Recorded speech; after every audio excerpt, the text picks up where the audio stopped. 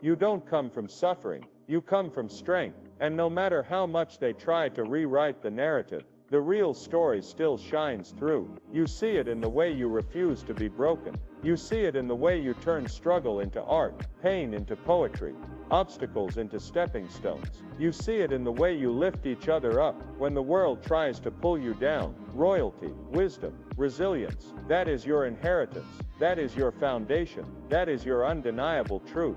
And once you know it, once you own it, there is no chain strong enough to hold you. There is no lie loud enough to drown you out. There is no wall high enough to block your light. You were not made to be broken. You were made to reign. You ever wonder why they work so hard to keep you asleep? Why they flood you with distraction?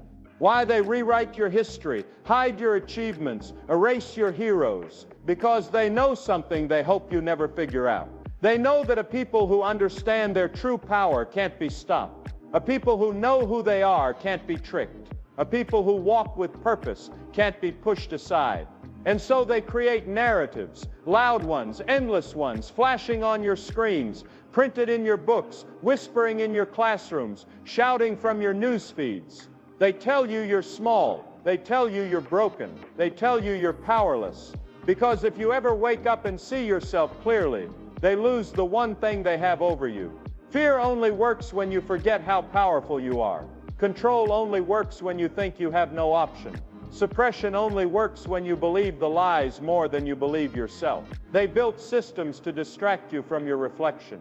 They planted seeds to make you doubt your own roots. They made sure you knew more about their heroes than your own ancestors. Because an awakened mind doesn't just free itself, it frees everybody around it. And once enough minds wake up, the whole system starts to crack. See, the moment you realize that your history didn't start with suffering, the moment you realize your legacy is power, brilliance, resilience, that's the moment the chains on your mind break. That's the moment you stop asking for permission. That's the moment you stop waiting for validation. Because deep down they know the truth. The real danger isn't just that you succeed individually. The real danger is that you wake up collectively, that you see each other's greatness, that you build together, that you move together, that you rise together. An awakened, self-aware people can't be manipulated. They don't fall for every trick. They don't bow to every threat. They don't buy into every label slapped on them. They lead, they build, they create futures out of nothing but willpower and vision.